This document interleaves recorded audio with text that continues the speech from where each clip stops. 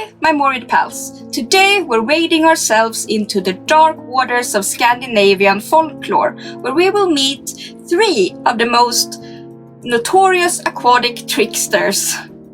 Yeah! So brace yourself as we get to meet Näcken, Sjörå and Bäckahästen. Let's get into it. Morbid history. Number 1. Ncken.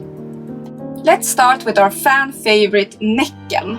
He was a handsome but sinister spirit, kinda like a male water nymph that was lurking in rivers and lakes across Scandinavia, often described as I said, ethereally beautiful, sitting on a rock, often naked, playing the violin, eternally searching for a companion.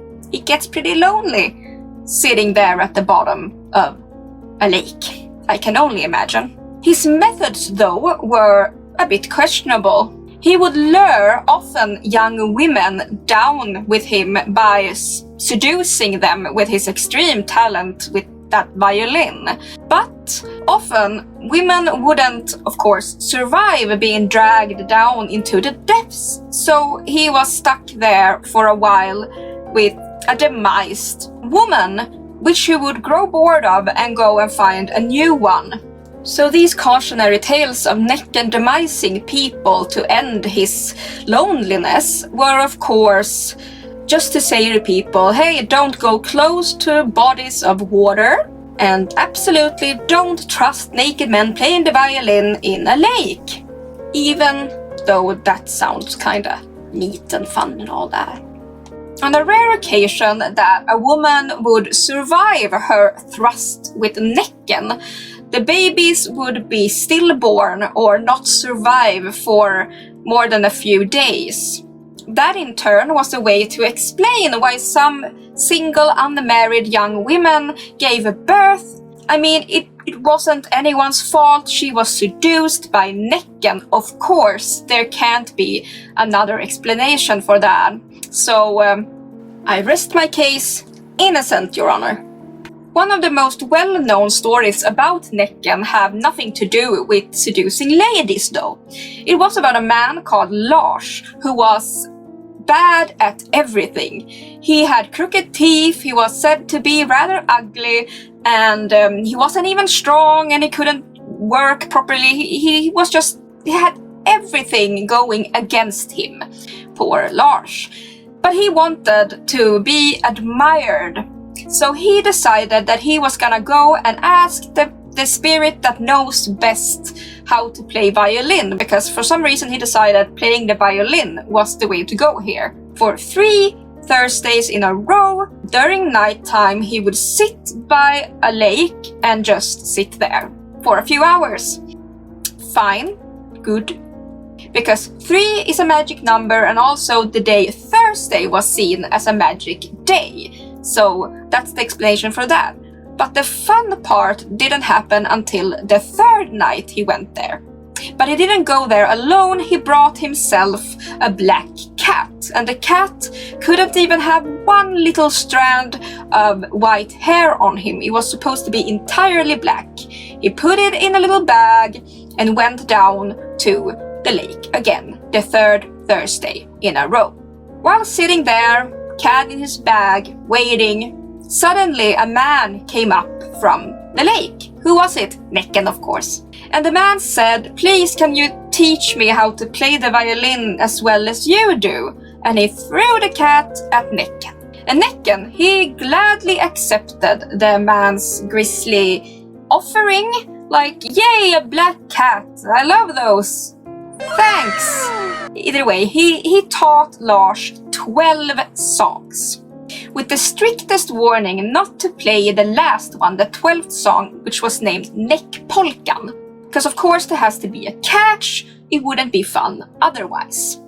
Either way, Lars' fame spread wide and to town, I'm assuming, and he was enchanting everyone with his 11 wonderful songs, and he was like invited to every wedding and every party, every tavern to play his songs. But after a while, people would start to get bored with the same tunes. So, when he was invited to a wedding to play for some happy peasants, he made the exceedingly stupid choice to play the forbidden song, Näckpolkan. Forbidden, can't you just hear it from the... Dumb! Either way, the results were catastrophic. Not only couldn't Lars stop playing, he was playing and playing until his fingers were bleeding. The crowd started dancing, everyone started dancing uncontrollably until their feet were just stumps, until their stumps were just up to their knees, and so on, until they were only disembodied heads jumping around on a bloody floor. It wasn't until a deaf man looked in and saw what was happening. He went up to Lars with a dagger. Lars thought, oh my god, please kill me now. But the man did not. He just stabbed the violin so the strings went off and Lars was saved, which is definitely more than you can say for the rest of them. Yeah. And that was my short introduction to Näcken. Now to our next aquatic terror. 2. Sjörå. Now let's dive headfirst into the Scandinavian mermaids. Sjörå. The word sjö means lake and rå is a word for to guard something, so her name actually means lake guardian or guardian of the lake. She is both extremely beautiful but dangerous. From the front, she would look like, any beautiful, amazing mermaid lady, but from the back, much like the Swedish skogsrå, she would look like a hollowed out tree trunk, bark and yummy stuff. She would of course use her beauty to lure fishermen or anyone who came close to the water, but especially males, into her cold embrace, drown them, if you will. But like many Swedish folklore creatures, she wasn't all evil. They exist in a grayscale. Sjörå was either good or bad depending on how you treated her. For example, if you saw a sjörå while you were off on your boat somewhere, you could give her a mitten because she might be cold and she would love that. She loved mittens and she would even start calling you her mitten friend, which is adorable. But if that wasn't a prize enough for you, she would also tell you if a storm was coming and where you could go to find the most fish. But on the other hand, if you were unlucky enough to cross her, she could make sure that you would take a long, deep sleep in her underwater world forever. On a more fun note, the sjörå was also known to have cattle, but not any kind of cattle. She had fish, lots and lots of fish. But her favorite fish was a giant pike that sported a crown and maybe sometimes a little bell around its neck like a cow. Very fancy indeed. And that takes us to a little story. It tells us of a man who was out fishing in a lake and he got himself a big old pike and he was dazzled by its beauty and decided to run away with it, ignoring the bell and the crown. But as he was running away from the lake, suddenly a massive wave started coming after him like a tsunami, chasing him down and coming closer at every step. Desperate to escape this wild tsunami, he tossed the pike back, and only then did the giant wave and water retreat back into the lake. Moral of that story, never steal the lady's fish, unless you have a death wish. And that was my short introduction to the Sjörå. Now to our last little menace. 3. Bäckahästen. And now to our last creature, Bäckahästen, or as it's translated into Brook horse. And don't let its stunning appearance fool you. It isn't some ethereal creature just out for a little midnight stroll or gallop.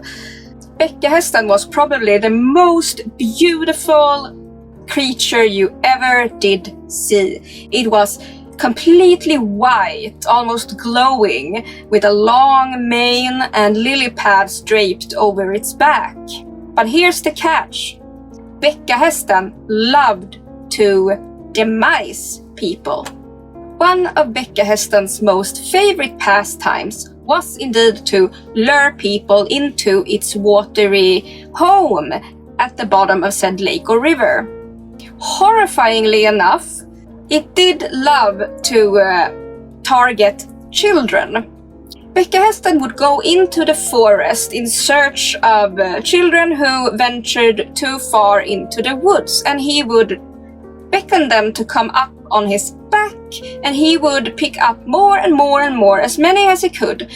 And he could take many because its back would magically just stretch longer and longer to accommodate more and more children. And once he felt like he had enough, that's good, he thought, he would gallop fast as heck into the lake from whence he came, just jump straight in, taking the children on his back down into the depths, shuffling the children off this mortal coil, just like that.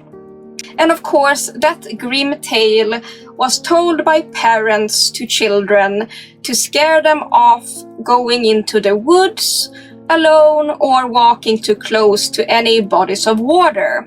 A bit of spine-chilling parenting. But it's not just children who needed to be beware. Another form of trickery Bäckahästen would employ from time to time was just going into the woods and finding a person alone, beckoning them once again up on its back. And once the person was up, it would go off, zoom, zoom, zoom, in breakneck speed, galloping through the woods, twisting and turning through the trees. And just when the rider was thoroughly lost and clinging on for dear life, Bäckahästen would toss them off, stranded miles away from home and thoroughly disoriented.